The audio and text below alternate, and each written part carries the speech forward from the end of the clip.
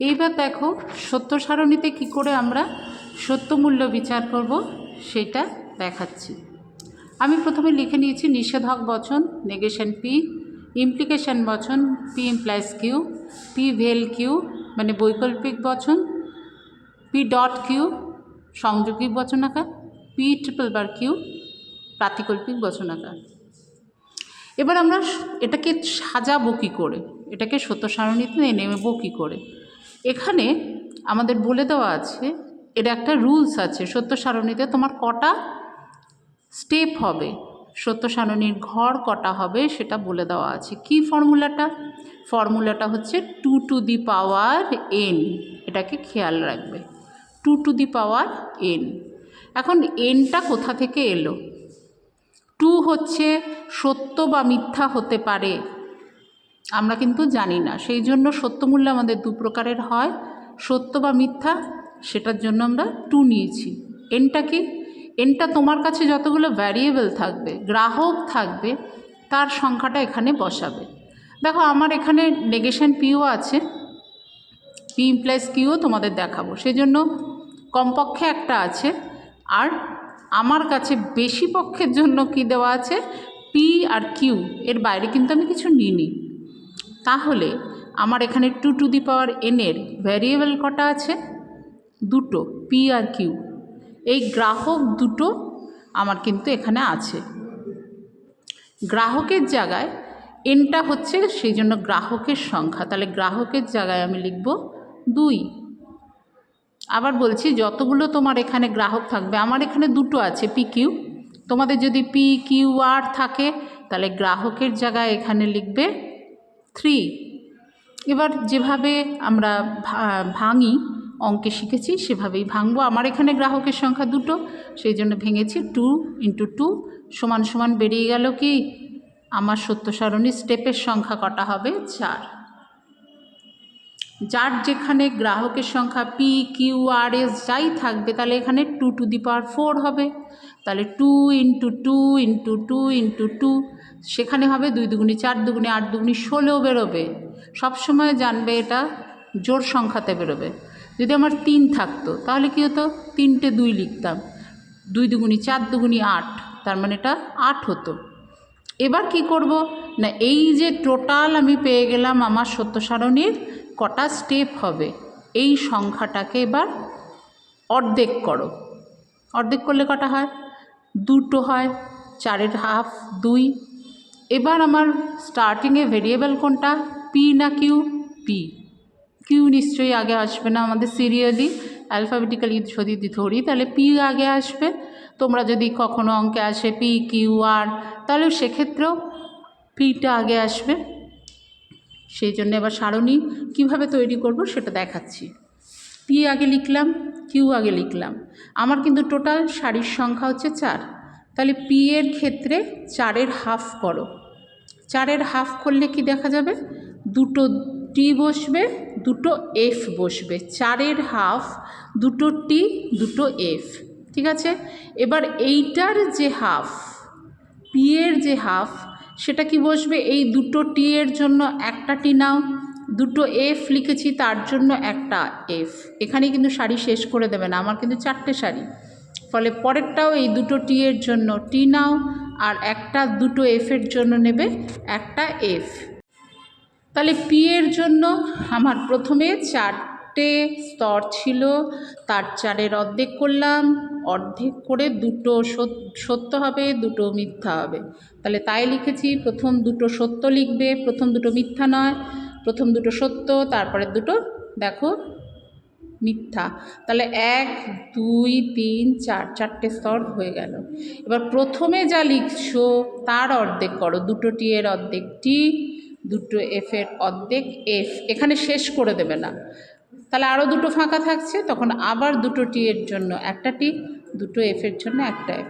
সবসময় খেয়াল রাখবে, তুমি যত বড় সারি করো, পি কিউ আর এস যা যেখানে নিয়ে যাও, লাস্ট সারিটায়, এখানে আমার কিউটা লাস্ট সারি, তোমাদের যদি 4টে গ্রাহক থাকে পি কিউ আর এস, এসটা হবে সেক্ষেত্রে লাস্ট গ্রাহক, সেখানেও কিন্তু ভাঙতে ভাঙতে এই একটা টি একটা এফ একটা টি একটা এফ এই আকারে আসবে।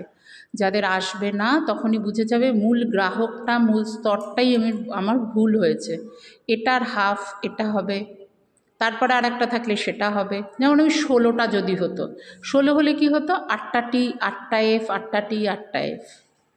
তারপরেরটায় হতো কি 4টে টি 4টে এফ, 8-এর হাফ 4। তারপরেরটায় হতো 2টো টি 4-এর হাফ 2টো টি 2টো এফ, এভাবে চলবে।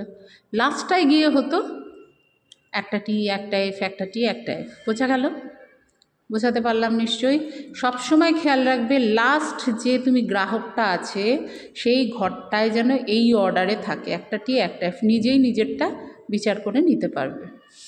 এবার চলে এসো, আমি প্রথমটা বলেছিলাম নেগেশন পি দিয়ে বোঝাবো। নেগেশন পি, নেগেশন মানে কি নয়, তাই তো? চলে এসো, পিটা মূল কি ধরেছিলাম, পিটা ধরেছিলাম এখানে সত্য, তাহলে সত্য নয় মানে কি মিথ্যা। আবার সত্য নয় মানে কি হবে মিথ্যা, এটা ধরেছি মিথ্যা, তাহলে তার উল্টোটা কি হবে সত্য।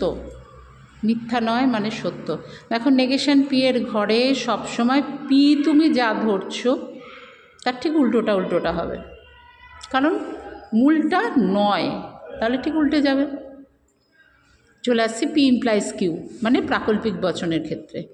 যদি মেঘ হয় তবে বৃষ্টি হবে, এটা কখন সত্য কখন মিথ্যা হয়। দেখো মেঘও হয়েছে, আমি কিন্তু মূল গ্রাহকে আসবে, এটা বুঝতে গেলে মূল গ্রাহকে চলে আসবে। তাহলে এই যে পি ইমপ্লাইজ কিউ, যদি মেঘ হয় তবে বৃষ্টি হবে, এটা কখন সত্য মিথ্যা হবে। মেঘ হয়েছে বৃষ্টি হয়েছে, তাহলে এটা সত্য। মেঘ হয়েছে কিন্তু বৃষ্টি হলো না, শুধুমাত্র এইটাই ফলস হবে, ঠিক আছে। কিন্তু মেঘ হয়নি তবু বাস্তবে বৃষ্টি হয়েছে, তাহলেও কিন্তু সত্য। আর মেঘই নেই, শর্তটা নেই, বৃষ্টিও নেই, তাহলেও সত্য। তাহলে একটা প্রাকল্পিক বচন কখন মিথ্যা হচ্ছে, শুধু পূর্বগোটা সত্য, পি সত্য, অনুগোটা মিথ্যে, মানে তোমার ডান হাতটা মিথ্যে বাঁ হাতটা সত্য, এই অর্ডারে যদি থাকে তাহলেই সেটা ফলস হয়, আদারওয়াইজ কিন্তু ফলস হবে না। এইটা কিন্তু মাথায় রাখবে, বাকি সব ক্ষেত্রে সত্য হবে, ঠিক আছে। পরেরটায় চলে আসছি পি ভেল কিউ। পি ভেল কিউ বাক্যটা ধরো একটা বাংলা বাক্য ধরে নাও, রাম এসেছে অথবা শ্যাম এসেছে, এই বাক্যটা কখন সত্য হয়, যদি রামও আসে শ্যামও আসে তবেই কিন্তু সত্য হবে। দুজনে যদি কেউ না আসে তাহলে মিথ্যা হবে। চলে যাও এবার মূল ভেরিয়েবলে, দেখো রাম এসছে শ্যাম এসছে, সত্য। রাম এসছে শ্যাম আসেনি, সেটাও সত্য। দুজনের কেউ যদি না আসে তখনই মিথ্যা হবে। রাম আসেনি কিন্তু এখানে শ্যাম এসছে, তাহলেও সত্য। কিন্তু রাম আর শ্যাম যদি দুজনেই না আসে তবে এটা মিথ্যা হবে। ক্লিয়ার? চলে এসো পি ডট কিউ। দেখো পি ভেল Q R P dot Q ঠিক আলাদা মানে সংযোগিক বাক্যে। এখানে কি রাম এসেছে এবং শ্যাম এসেছে, কি হবে, যদি দুজনেই আসে তবেই কিন্তু বাক্যটা সত্য হবে। যে কোনো একজন যদি অ্যাবসেন্ট হয় তাহলেই কিন্তু ফলস হয়ে যাবে। চলে এসো মূলটার ক্ষেত্রে, দেখো দুটো টিতে টি হয়েছে, এই যে এখানে রাম এসছে কিন্তু শ্যাম আসেনি, তাহলে কিন্তু এটা ফলস হয়ে গেছে। এখানে রাম আসেনি কিন্তু শ্যাম এসছে, তাহলেও কিন্তু ফলস হবে। আর রামও আসেনি শ্যামও আসেনি, তাহলেও ফলস, ঠিক আছে। পি ট্রিপল বার কিউ হচ্ছে প্রাতিকল্পিক বাক্য। এবার এইটার ক্ষেত্রে সত্য মিথ্যা কখন হবে, যখন দেখবে পি আর কিউ সত্য মিথ্যায় মিশিয়ে আছে। পি আর কিউ একটা ট্রু আছে একটা ফলস আছে, বা পি ফলস আছে কিউ ট্রু আছে, তখনই এটা খালি ফলস হয়, ঠিক আছে। কারণ পি ট্রিপল বার কিউ এই বাক্যটাকে ভাঙলে দুটো প্রাকল্পিক বচন পাওয়া যাবে। দুটো প্রাকল্পিক বচনকে যদি সংযৌগিক করো তাহলেই পি ট্রিপল বার কিউ হয়। মানে যদি এবং কেবল, ওই যে এবং বলা আছে, যদি এবং কেবলমাত্র যদি, মানে যদি পি তবে কিউ এবং যদি কিউ তবে পি।